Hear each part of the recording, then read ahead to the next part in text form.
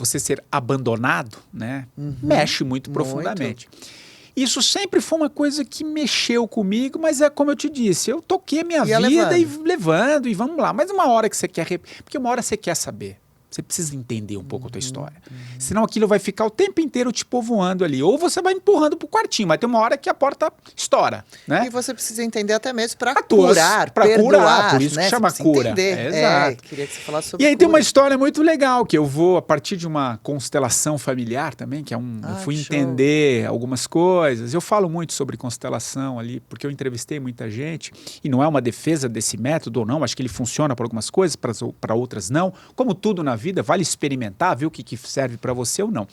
Mas foi um processo muito interessante, porque aí depois que eu tive um papo com meu pai, que eu fui entender a verdadeira história do meu pai, tem um pouco a ver com essa história que você está falando da tua mãe. E como que foi essa porque conversa? Como ele foi? Eu fui para Foz do Iguaçu, em Medianeira, que é o nome de uma cidade. Né? Já estou dizendo aí, eu deveria deixar para o ouvinte. Não então, faz com a gente. Então, vai ficar aqui para o ouvinte entender o Medianeira. Mas no encontro ali com meu pai, tem uma história muito interessante, porque quando eu for conhecer a história dele, o meu avô, portanto, o pai dele, veio para o Brasil, fugindo da ditadura de Salazar, em Portugal. Meu pai é português. E ele, o pai dele, o meu avô, veio para o Brasil tentar a vida aqui, ali no começo dos anos 50. Fugindo da ditadura Salazar. E a ideia era levar a família depois, né? Só que ele demorou 10 anos. E naquela época não tinha internet. Malemar era uma carta ou outra que chegava e ele era uma criança, um bebê de colo. Ele tinha acabado de nascer.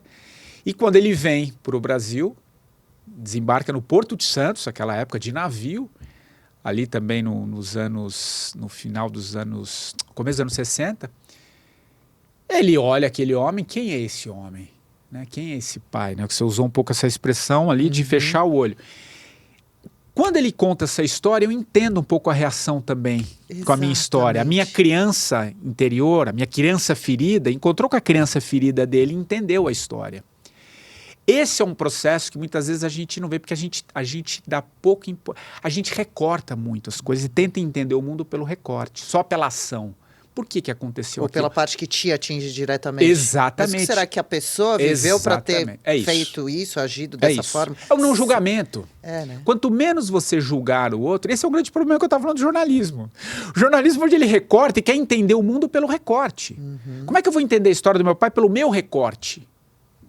Não estou dizendo que eu não tenha dor, não estou dizendo que eu não enfrentei dificuldades, não é para passar pano, justificar não é isso. nada, é para entender. Trazer uma outra perspectiva, sim. Olha aí, ó, perspectiva, sobre os acontecimentos. E é curativo, né?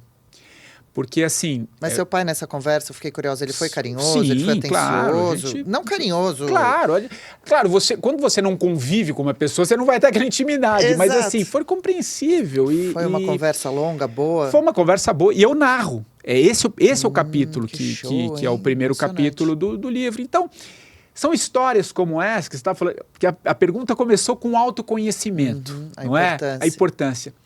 Você conheceu uma história e por que certas coisas foram acontecendo na tua vida, é um autoconhecimento. Você muda a sua forma de enxergar o mundo. Você amplia o olhar. O autoconhecimento é ampliar o olhar. Sabe? Mas como é que você muda? Se conhecendo. Como é que você vai julgar o outro? Você também faz certas coisas. Você também optou.